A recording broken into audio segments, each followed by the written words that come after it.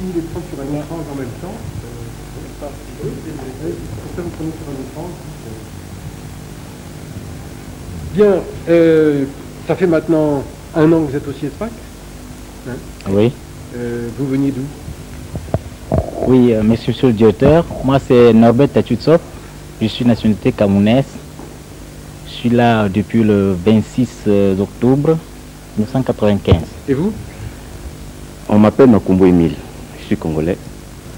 Je suis arrivé au CIESPAC depuis le 2 novembre 1995.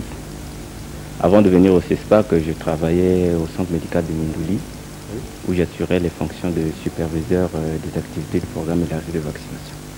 Et vous? Ah, oui, moi avant d'arriver au CIESPAC, j'étais coordinateur pédagogique dans une école de formation professionnelle médico-sanitaire au Cameroun. C'est une institution privée. Alors vous êtes venu faire quoi ici? Oui, moi je dirais je suis venu surtout parce que la santé publique est une nouvelle donne sanitaire et ce n'était pas facile de rester très loin d'un établissement comme celui-ci et avoir autant de notions nécessaires pour répondre aux besoins de nos communautés et surtout pour moi qui suis formateur de donner la capacité nécessaire aux étudiants que je formais de pouvoir répondre à ces attentes des populations. Alors quand vous êtes arrivé, qu'est-ce qui vous a surpris? Quand on est arrivé ici au CIESPAC, la première impression c'est les bâtiments d'abord. Oui. Ensuite l'équipe dirigeante. Oui. L'équipe dirigeante nous a reçus pas comme des élèves, pas comme des étudiants, mais comme des apprenants. Oui. L'équipe dirigeante, c'est-à-dire les formateurs, oui, nous ont mis devant nos responsabilités.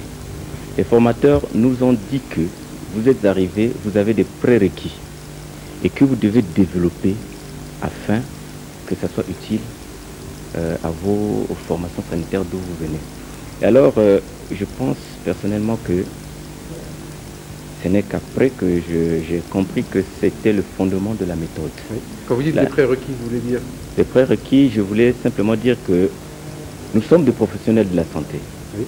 Nous savons déjà des choses, un certain nombre de choses. Nous travaillons dans le système de santé de nos pays. Oui. Et nous arrivons au CIESPAC pour mieux développer notre compréhension dans ce système-là justement de santé. Oui. Nous venons au CIESPAC, c'est pour comprendre comment en fait gérer les systèmes de santé. Oui. Comment faire pour mieux améliorer l'état de santé de nos populations. Oui. Et donc, lorsque nous arrivons, nous savons déjà faire l'injection, par exemple. Oui. Nous savons déjà peut-être recevoir un malade. Mais le concept le plus important, c'est le concept de santé publique. Nous avions auparavant une idée tout à fait du malade. Nous sommes venus apprendre le concept de la communauté. Et c'est justement ce que nous pensons qui est très important parce que, personnellement, je pense que l'avenir de la santé dans nos pays, se base au niveau de la santé publique. Il ne s'agit pas de soigner, il est mieux de comprendre la situation sociale, psychologique du malade afin d'éviter des récidives, afin d'éviter ce cercle tout à fait du traitement. Alors, vous avez indiqué, vous, que ce qui vous a frappé, au fond, c'est les bâtiments et c'est le contact avec l'équipe de direction. Et vous, qu'est-ce qui vous a frappé?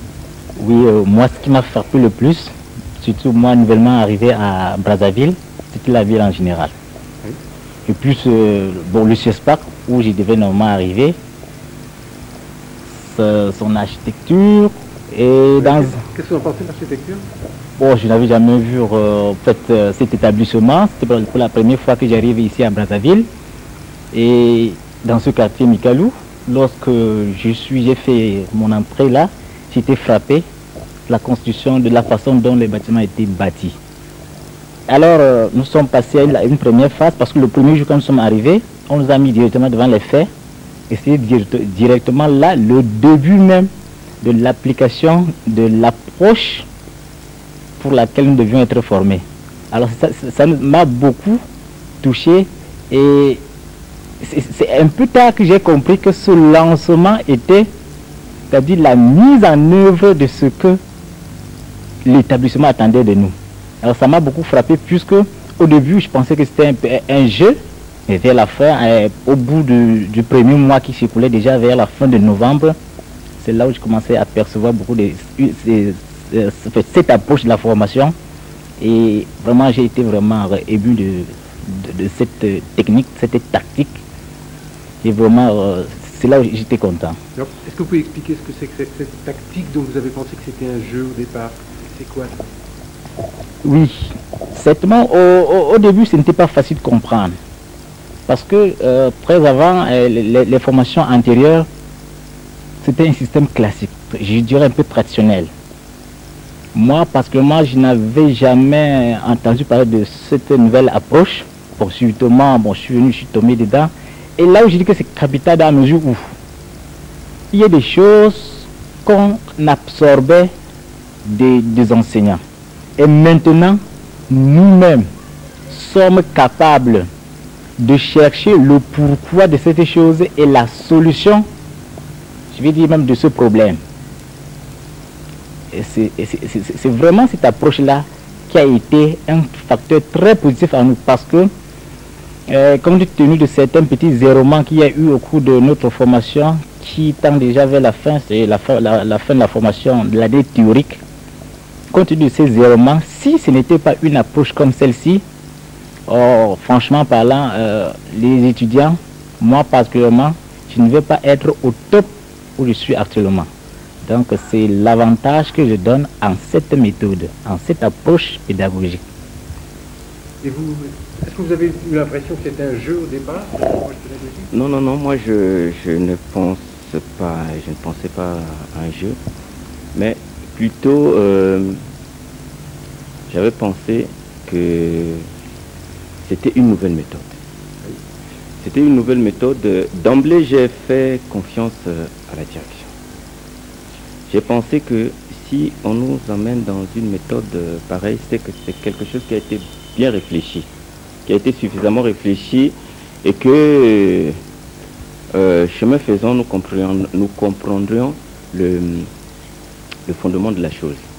Et effectivement, nous commençons à nous rendre compte que c'est vraiment une méthode d'avenir. Une méthode d'avenir où nous n'avons pas besoin de professeurs, nous avons plutôt besoin du facilitateur. Et nous avons à trouver des solutions à nos problèmes. Et ce ne sont pas des problèmes, en fait, ce n'est pas des problèmes imaginaires, mais c'est des problèmes réels. Des problèmes que nous avons vécus dans nos formations sanitaires. Et le problème que j'ai vécu, moi, je l'expose aux amis, les amis donnent leur point de vue, les points de vue convergents me font penser que la façon, l'attitude que j'avais eue lorsque je m'étais comporté devant ce problème n'aurait pas été celle-là. Et que les amis pensent ceci. Et c'est cet échange-là qui m'a beaucoup frappé. Ça m'a tellement frappé au point où je me suis rendu compte que il fallait justement cette méthode pour devenir, entre guillemets, adulte. Pour que je me prenne au sérieux. Pour que je potentialise mes capacités. Pour que je prouve devant mes collègues que je suis capable de quelque chose. Tout ce qui était enveilleuse en moi s'extériorise. Et je crois que c'est ce que j'ai trouvé de très important dans la méthode. Mais il faut bien que je fasse remarquer que nous sommes, cette promotion, nous sommes les premiers à expérimenter cette méthode au CIESPAC. Et comme toute nouvelle méthode, il y a ce qu'on appelle un peu le phénomène d'estuaire d'avion. Ça cafouille d'abord, ça cafouille et après, à un certain moment, ça prend l'envol. Et nous avions été à cette période de cafouillage. Mais maintenant, nous commençons à voir la chose arriver et puis à presque un mois de la fin, je crois que nous décollons déjà. Est-ce que vous partagez cette idée qu'au fond, c'est pas uniquement quelque chose qui a fait que vous avez mieux appris, mais que ça change votre propre position par rapport à, au fond, votre prise de conscience de vous-même, de vos responsabilités, etc. Est-ce que vous avez l'impression, parce que à vous entendre, c'est une méthode qui n'a pas uniquement une méthode, au fond, qui n'a pas uniquement des effets pédagogiques, mais qui a aussi sur le savoir, sur la façon dont on fait une enquête, sur cela, mais aussi sur le rôle que l'on joue à l'intérieur au fond de notre métier, de la société. Est-ce que vous avez aussi cette impression ou bien est-ce que ça vous semble différent? Oui, sûrement j'ai eu cette impression parce que je lisais tantôt, peut-être parce que je n'étais pas très clair. Avant, je pensais que les anciennes méthodes ne donnaient pas l'occasion aux bénéficiaires d'être des fabricants, je vais dire d'une pilule. Ils consomment. Oui, je disais, nous sommes non seulement les consommateurs de cette pilule, mais les fabricants. Et en tant que fabricant, son utilisation ne pourrait être qu'à bon escient. Oui. C'est là où j'ai perçu vraiment l'aspect positif de la chose. Oui. Alors bon, ça n'a pas été évident pour l'institution de garder le cap en faisant en sorte que au fur et à mesure, aussi bien les enseignants que les étudiants arrivent à comprendre.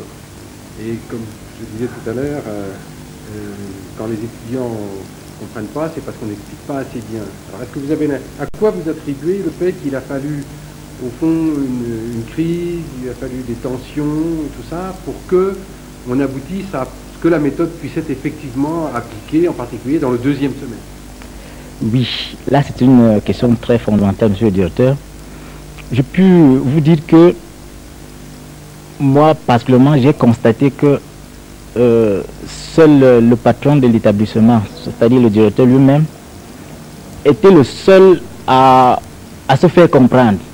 Et comme il ne pouvait pas être partout à la fois, c'est cela qui a été le mobile essentiel de ce petit désordre jusqu'à la fin du deuxième semestre, du premier semestre. C'est ça. Alors si peut-être il se faisait aider par des collaborateurs qui, je vais dire toujours aider les apprenants à mieux s'imprégner et s'intégrer dans cette méthode, ce qu'on a vécu, on ne serait pas arrivé à cela. Donc c'est ça le motif est essentiel et primordial même. Alors, vous êtes allé récemment en stage, ou bien vous n'avez pas fait de stage? Le stage ici au CESPAC, oui. Nous venons d'un stage au niveau de l'usine Nkayi. Voilà. Est-ce que vous pouvez m'en parler?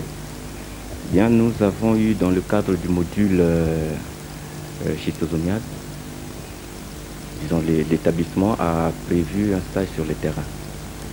Nous sommes partis de Brazzaville pour Nkayi.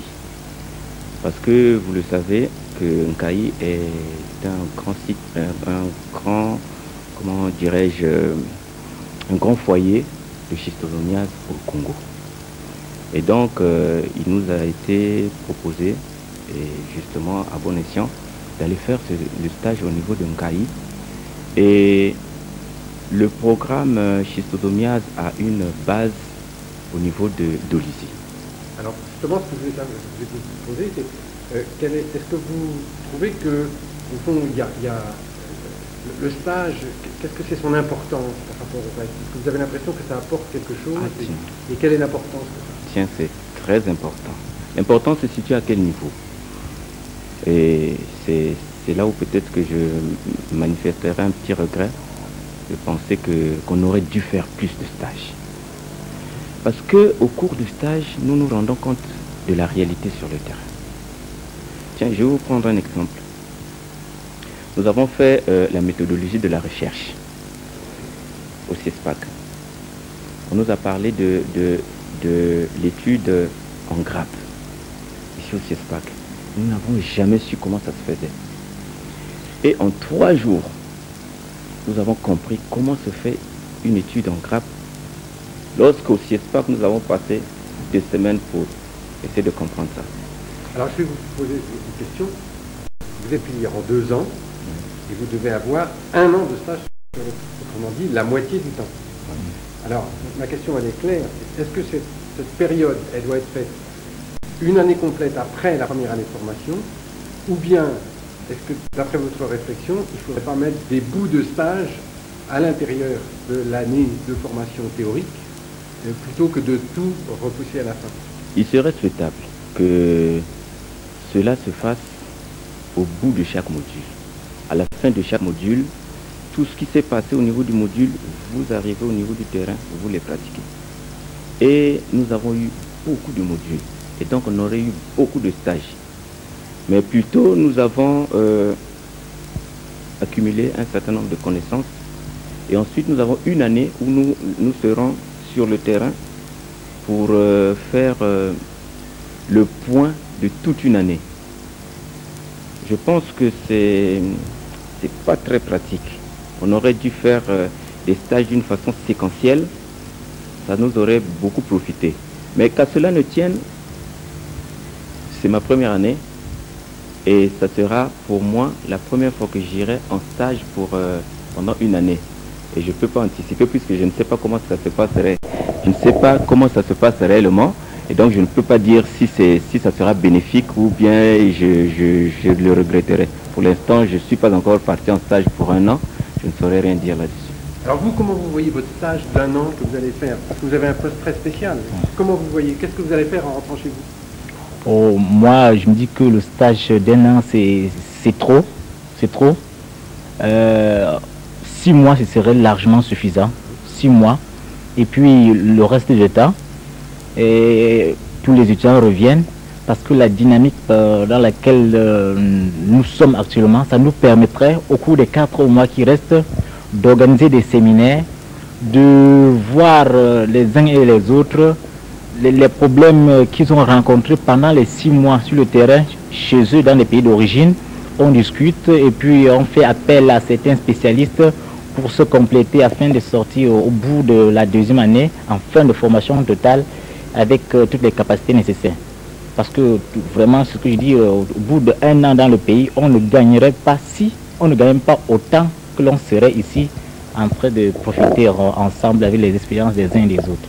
Alors vous êtes un cas un peu spécial. Oui. À cause de votre poste. Rappelez quel est votre poste. Ah, oui, j'étais, et je pense que je le serai aussi, encadreur pédagogique dans une école privée d'information professionnelle médico-sanitaire. Alors qu'est-ce que vous allez pouvoir faire en arrivant dans l'école? Qu'est-ce que vous envisagez de faire? Oui, dans l'école, nous avons, c'est une école de formation.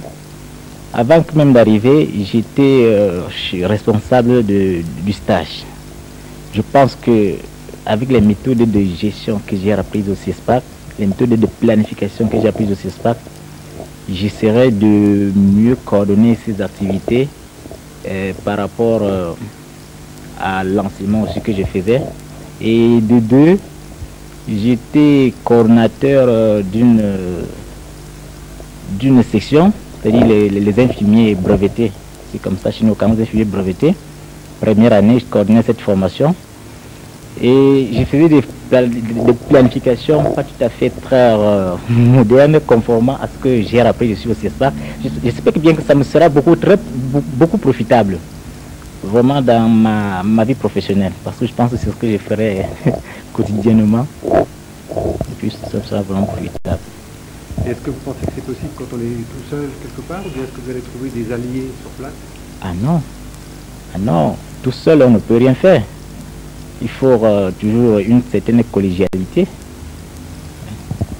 Alors justement, c'est un des points qu'on veut développer ici, c'est faire en sorte que les gens apprennent à travailler en groupe. Est-ce que vous avez l'impression que finalement, la façon dont on fait travailler les gens leur apprennent à travailler en groupe? Quelle est la différence par rapport aux autres établissements sur ce problème du travail en groupe? Oui, je pense que... La question s'adresse aux deux, hein, donc on a deux réponses. Oui, surtout moi au niveau de l'école où j'étais à Yaoundé, nous avions, comment moi je vais parler, une équipe pédagogique qui se réunissait une fois toutes les semaines, les vendredis. Et au cours de ces sessions, on essaie de discuter des problèmes d'ordre pédagogique et puis d'autres aspects aussi. Bon, moi, avant, je ne percevais pas tellement bien cet aspect des choses, mais maintenant que des notions nouvelles ont été... Bon, j'ai reçu des notions nouvelles ici, surtout dans le plan managérial et dans le plan... surtout le plan managérial en général, ça me permettrait d'orienter certaines choses au niveau de cette cellule pédagogique. Parce que j'en avais certainement remarqué certaines petites choses et puis avec ce que j'ai reçu, je pense que j'apporterai beaucoup un plus au niveau de cette équipe. Vous avez demandé l'importance du travail de groupe. Oui. Mais avant cela, j'aimerais d'abord aborder ce que mon frère Norbert a dit. Au niveau de... S'il m'est demandé après ma formation d'enseigner, je pense que si je rentre dans une institution et que j'ai la possibilité de proposer, de donner un point de vue, je pense que je vanterai la méthode par résolution de problèmes. Parce que, à mon avis, elle est efficace. L'importance du travail de groupe, parce qu'en fait, le travail de groupe fait partie justement de la méthode. Et j'aurais fait du manuel d'éducation du professeur Gilbert mon livre de chevet. Et le travail de groupe, donc, pour revenir à votre question, monsieur le directeur, c'est efficace. C'est tellement efficace que personne, mais vraiment personne ne reste derrière. Personne n'est tiré. Tout le monde participe. Tout le monde participe au point où la personne qui fait partie d'un groupe sait que, par rapport au nombre que... Bon, parce que là... excusez-moi. Parce que le maximum de personnes dans un groupe, c'est 8. Sinon que le minimum, c'est 4. Et avec la méthode d'installation au niveau dans une salle, vous vous regardez tous. Et donc il serait un peu gênant de ne pas exprimer son point de vue si on l'a. Et donc, ayant confiance, ayant entre amis du groupe confiance mutuelle, on a toujours envie de donner son point de vue. Et quand on a donné son point de vue, le coordonnateur du groupe, parce qu'il y a toujours un coordonnateur, il y a un présentateur, parce qu'après il faut présenter le travail, il ne vous prend pas comme le professeur avec l'élève, mais il vous prend comme un collègue. Et donc on a la liberté d'exprimer ce qu'on veut. Même si on a le tact, on n'a pas ce courage de s'exprimer en public, mais au moins en petit groupe, on a la possibilité de s'exprimer. Et ce que j'aurais dit en petit groupe sortira en plénière, même si moi-même je n'avais pas le courage de le sortir en plénière. C'est là où je trouve la puissance, et je pèse le mot, du travail en groupe. Dans cette réflexion au guide de Gilbert, qu'est-ce qui vous a le plus frappé? Qu'est-ce qui vous a semblé le plus intéressant, le plus surprenant? Vous, peut-être, et puis... Oui, je dirais d'abord, dans un premier temps, l'accent mis sur la formulation des objectifs de formation et puis le suivi des objectifs formés dans le processus de la formation. Oui. Oui. Ce qui m'a frappé dans Gilbert, c'est la spirale de l'éducation. Oui. Pourquoi? Parce que dans la spirale de l'éducation, tout le processus est bouclé. Oui. Lorsqu'on est dans la spirale, vous avez formulé les objectifs, vous avez prévu l'évaluation, vous avez appris l'apprentissage, vous avez évalué, le cycle est bouclé. Et je pense que si on me demandait d'enseigner, si j'arrive à boucler, je crois que j'aurai la satisfaction d'avoir fait un travail accompli. Et cette spirale, en fait, qui revient dans tout Gilbert. Parce que lorsqu'on parle des objectifs, il y a une flèche au centre qui montre les objectifs. Quand on parle de la planification de l'évaluation, la même spirale arrive, mais avec la flèche vers l'évaluation. Quand on arrive au niveau de l'apprentissage, même spirale avec la flèche vers... Et ça m'a beaucoup marqué. Et avec l'arrivée prochaine du professeur Gilbert, je crois que ça sera vraiment la concrétisation de la force qu'il y a dans ce manuel Gilbert. Oui, alors je vais vous poser une dernière question. Oui. Il y a beaucoup d'établissements, et il y a beaucoup de cours, et il y a beaucoup de sessions dans lesquelles maintenant les gens ont l'habitude d'écrire les objectifs. Hein. Ils écrivent les objectifs à la fin, etc. Bon.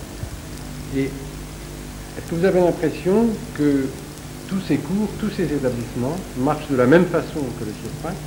Et sinon, quelle est la différence? Au fond, est-ce qu'on utilise les objectifs de la même façon au CIESPAC que dans les autres endroits, ou bien est-ce que ça vous semble différent? Oui, moi je pense que c'est différent.